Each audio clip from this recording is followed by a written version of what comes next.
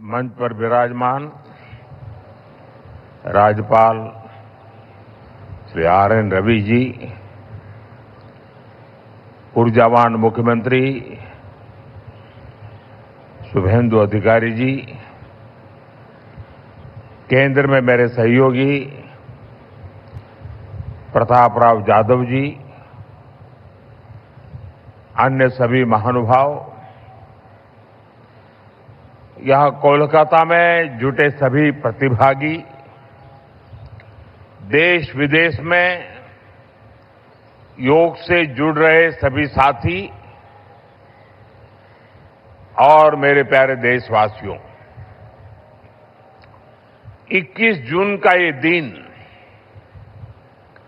पृथ्वी के कुछ भूभाग पर साल में सबसे लंबी अवधि का दिन होता है और अंतर्राष्ट्रीय योग दिवस के कारण 21 जून का ये दिन विश्व के सबसे बड़े सामूहिक उत्सव का दिन भी बन गया है। विश्व के अलग अलग हिस्सों से योग की एक से एक अद्भुत तस्वीरें आ रही हैं। भारत में हिमालय से लेकर हिंद महासागर तक, पूर्वोत्तर और पूरब में बंगाल से लेकर पश्चिम में सौराष्ट्र तक पूरा देश योग की ऊर्जा से, चैतन्य से भरा हुआ नजर आ रहा है। पूरा देश, पूरा विश्व एक दूसरे से जुड़ा हुआ नजर आ रहा है और यही तो योग की ताकत है। योग सबको जोड़ता है, योग सबको साथ लाता है। मैं इस अवसर पर पूरे विश्व को, संपूर्ण मानव समुदाय को अंतर्राष्ट्रीय योग दिवस की बहुत बहुत शुभकामनाएं देता हूं। साथियों, आज योग दिवस पर मैं खास करके पूरे बंगाल में, कोलकाता में यहां बने स्वच्छता के योग के लिए भी कोलकाता वासियों की सराहना करूंगा। ये अद्भुत पहल है, स्वच्छता से स्वागत। स्वच्छता से स्वागत पहल के लिए जिस तरह यहां लगातार श्रम किया गया है, नागरिक कर्तव्य निभाया गया है, वो सभी देशवासियों के लिए आज एक बहुत बड़ी प्रेरणा बन गया है। साथियों, योग दिवस के अवसर पर आज बंगाल में होना बहुत ही विशेष है। बंगाल की ये पवित्र भूमि, जहां भगवान रामकृष्ण परमहंस जैसे सिद्ध संतों ने अवतार लिया, जहां से निकलकर स्वामी विवेकानंद ने पूरे विश्व को योग से परिचय कराया, जहां महर्षि अरविंद जैसे महान योगी ने जन्म लिया,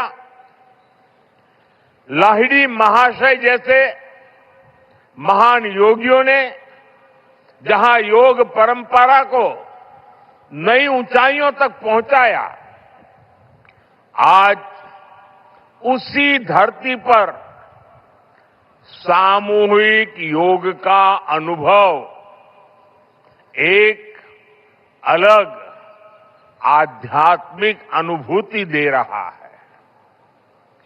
इसी बंगाल की धरती पर जन्मे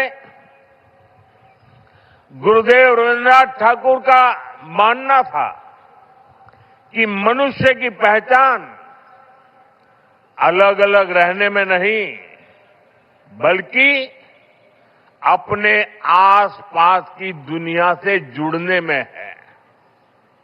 यही जुड़ाव योग का मूल भाव है। महर्षि अरविंद भी कहते थे,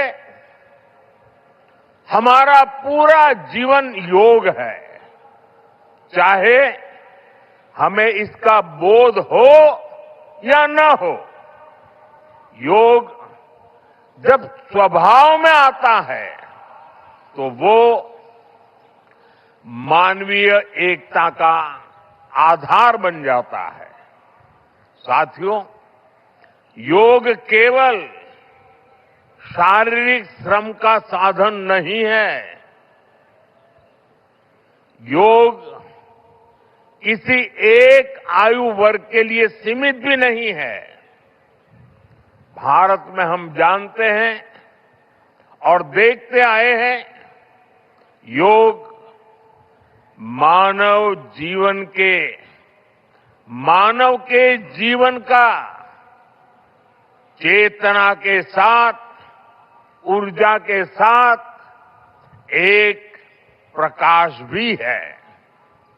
इसलिए इस वर्ष अंतर्राष्ट्रीय योग दिवस की थीम रखी गई है, yoga for healthy ageing.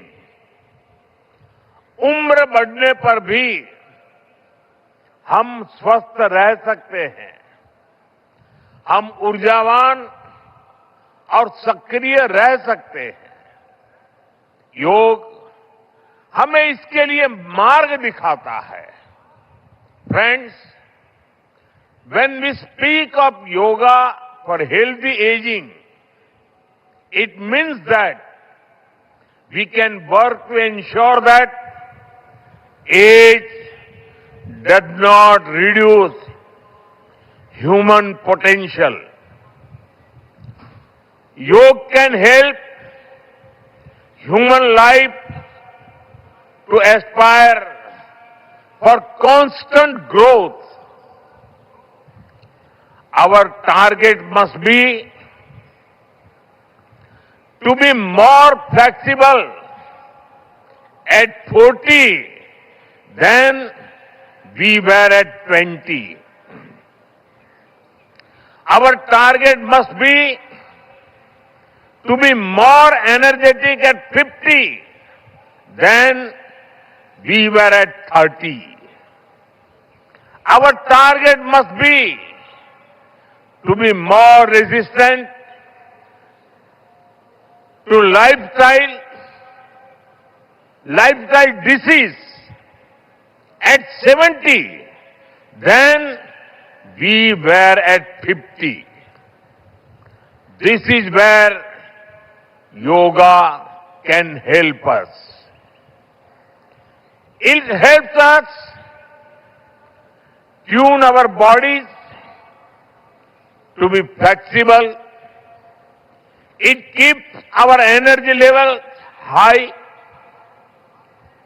It also helps us maintain a calm, stress-free life and help to keep lifestyle disease away. Moreover, with regular practice, yoga teaches us to remain lifelong learners of our own bodies and minds. The more we know about ourselves, the better we can manage ourselves. That is why yoga for healthy aging, this theme must be seen as one for people of all ages, not just for the elderly. साथियों, गीता में भगवान कृष्ण ने योग के विषय में कहा है, युक्त आहार विहारस्य युक्त चेष्टस्य कर्मसु युक्त स्वप्न अवबोधस्य योगो भवति दुःखः। अर्थात संतुलित आहार विहार से, संतुलित क्रिया और कर्मों से, संतुलित नींद और जागने से योग दुखों का नाश करने वाला हो जाता है। ये संतुलन ही योग का आधार है। यही संतुलन हमारे जीवन का आधार भी है। लेकिन ज्यादातर लोग आज इस आधुनिक समय में जीवन के असंतुलन से ही जूझ रहे हैं। बहुत मशक्कत करनी पड़ रही है उनको। योग हमें जीवन को बैलेंस वे में जीने की कला सिखाता है। योग हमें डूज और डोंट सिखाता है। और जब हम हमारे शरीर को सही ढंग से चलाना सीख लेते हैं तो स्वास्थ्य हमारा स्वभाव बन जाता है। साथियों, योग केवल हमारे शारीरिक स्वास्थ्य पर ही फोकस नहीं करता। योग मानसिक स्वास्थ्य से शारीरिक स्वास्थ्य का मार्ग दिखाता है।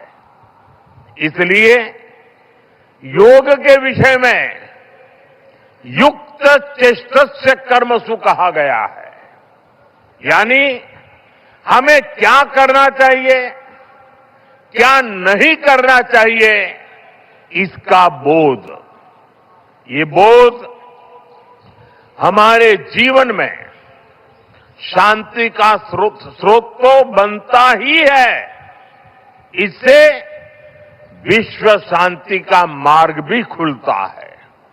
इसलिए योग आज केवल हमारी पर्सनल लाइफस्टाइल के लिए जरूरी है इतना ही नहीं है। योग दुनिया के बेहतर भविष्य के लिए एक आवश्यकता भी है। साथियों, अंतर्राष्ट्रीय योग दिवस के अवसर पर करोड़ों लोग योग से जुड़ते हैं। लेकिन आज का ये दिन हमें अपने साझा संकल्प को फिर दोहराने का अवसर देता है। आइए हम संकल्प लें, योग को केवल एक दिवस तक सीमित नहीं रखेंगे। योग को केवल एक कार्यक्रम तक सीमित नहीं रखेंगे। हम योग को अपने जीवन का हिस्सा बनाएंगे, अपने परिवार का हिस्सा बनाएंगे, अपनी आने वाली पीढ़ियों का हिस्सा बनाएंगे। साथियों, इसी दिशा में इस वर्ष योग 365 योग 365 की पहल को भी आगे बढ़ाया गया है। इसके तहत 100 दिन के ऑनलाइन योग कार्यक्रम का आयोजन किया गया है, जिसमें अभूतपूर्व जनभागीदारी देखी गई है। 130 देशों के 30 लाख से अधिक लोगों ने इसमें भाग लिया है। साथियों, जब समाज स्वस्थ होगा तब राष्ट्र भी अधिक सक्षम, अधिक समृद्ध और आत्मविश्वासी बनेगा। मैं लिए मैं सबके लिए कामना करता हूं, सर्वे भवन्तु सुखिनः, सर्वे सन्तु निरामया। इसी के साथ आप सभी को एक बार फिर अंतर्राष्ट्रीय योग दिवस की बहुत बहुत शुभकामनाएं, बहुत बहुत धन्यवाद।